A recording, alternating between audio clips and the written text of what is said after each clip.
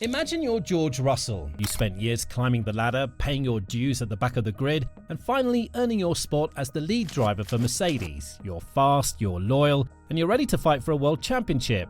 And then a 19-year-old rookie named Kimi Antonelli shows up, gets in the exact same car, and suddenly you're half a second slower. Not because you forgot how to drive, not because you're making mistakes in the corners, but because every time you hit a straight line, your car simply refuses to go as fast as his. How long would it take before you started asking questions? How long before you started wondering if the team was hiding something from you?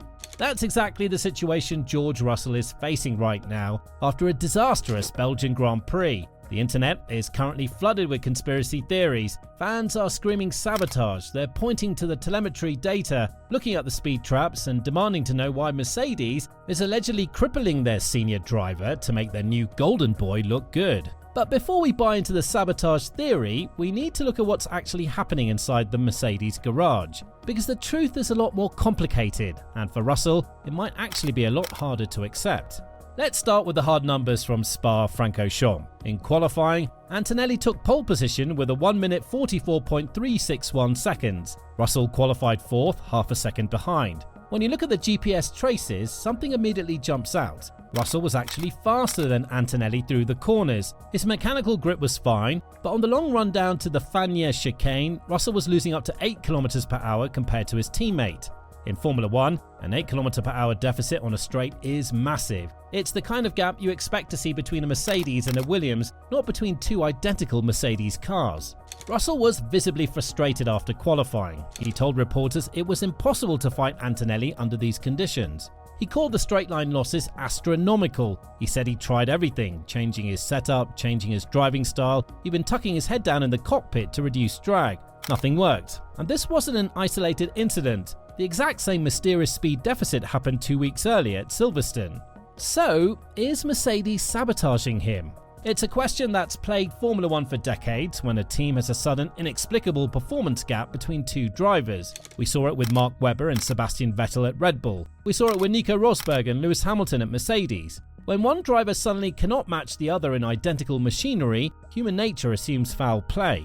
Toto Wolff has completely denied it. He said the team is baffled and has literally left no stone unturned, trying to find a mechanical explanation. Wolff did mention that Antonelli is running a brand new power unit, while Russell is not, but he quickly added that a fresh engine alone doesn't explain a half a second gap. Wolff knows that if he cannot provide a clear technical answer soon, the garage will divide into two camps, just like it did in 2016. The real answer lies in the 2026 regulations, and it's a brutal reality check for Russell's driving style. The new cars are incredibly sensitive to energy management. In the old days, you could muscle a car through a corner, slide the rear end a little bit, and rely on the engine's raw power to pull you down the next straight. You can't do that anymore. If you slide a 2026 car even slightly, you waste energy that the MG UK is supposed to be harvesting. Antonelli has a very smooth, precise driving style. He rotates the car early and gets on the power smoothly, which maximizes his energy recovery. Russell is naturally more aggressive. He attacks the apex harder, which causes the car to slide slightly more. That tiny slide ruins his energy harvesting cycle. Mercedes trackside engineering director Andrew Chauvelin confirmed this. He explained that at energy-starved circuits like Spa, a tiny mistake in corner management gets massively amplified on the straight. The telemetry shows that Russell is forced to lift off the throttle nearly 70 meters earlier than Antonelli at the end of his qualifying laps because his battery is already empty. That early lift cost him 0.4 of a second. So, it isn't sabotage, it's a fundamental mismatch between Russell's natural driving style and the demands of the 2026 regulations. But knowing that doesn't make the situation any less painful. In fact, it might make it worse.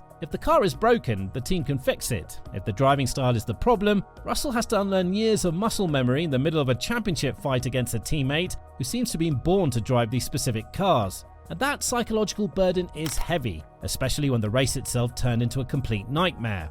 Russell started third on Sunday after Lando Norris took a grid penalty. He made a brilliant start, tucking in right behind Max Verstappen through the La Source hairpin, but as he accelerated out of the corner, disaster struck. His battery completely failed to recharge. Russell explained later that he exited turn 1 with his battery 35% down where it should have been. And because the battery didn't charge, the turbo boost also failed to engage properly. By the time he reached the top of Eau Rouge, his battery was at 0%. He called the situation dangerous, and he was absolutely right. He was a sitting duck on the fastest part of the track, completely defenseless against the cars behind him. Charles Leclerc blew past him effortlessly, and then Lewis Hamilton pulled alongside. As they went into the Les Combes chicane, Hamilton understeered into the side of Russell's car, sending the Mercedes spinning violently into the gravel trap.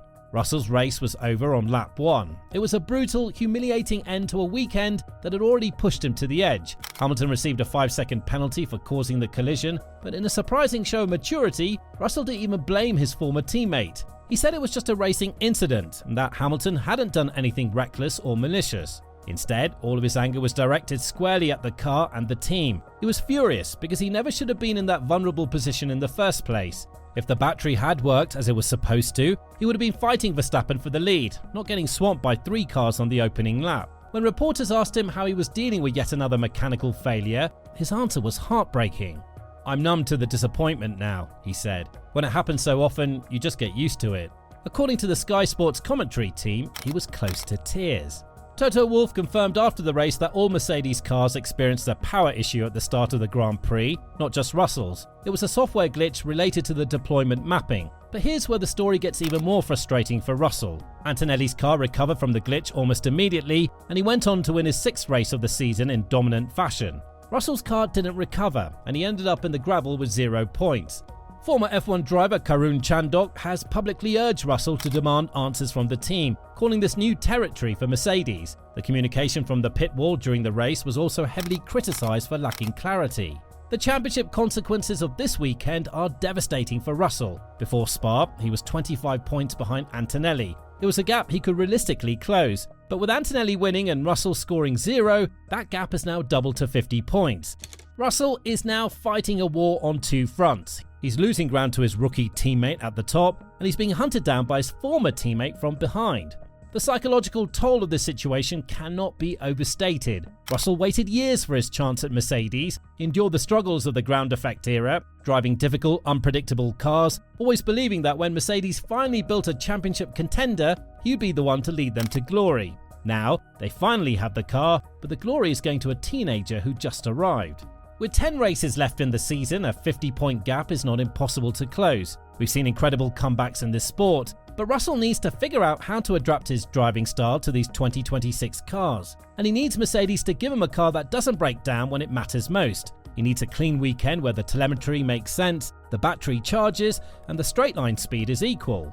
Summer break starts after the Hungarian Grand Prix next weekend. For 14 consecutive days, the factory is completely shut down. No car development, no simulations, no wind tunnel work, no meetings about the car, nothing. The FIA enforces it strictly. That means Mercedes has to come back from the break, pick up exactly where they left off, and find the answer under the pressure of a championship that's already slipping away. If they return with the same problem still unsolved, it'll be very difficult for anyone to keep defending the team. But what do you think? Is Russell just struggling to adapt to the new cars, or is there something more going on at Mercedes? Can he turn this 50-point deficit around, or is the championship already over for him? Let me know your thoughts in the comments down below.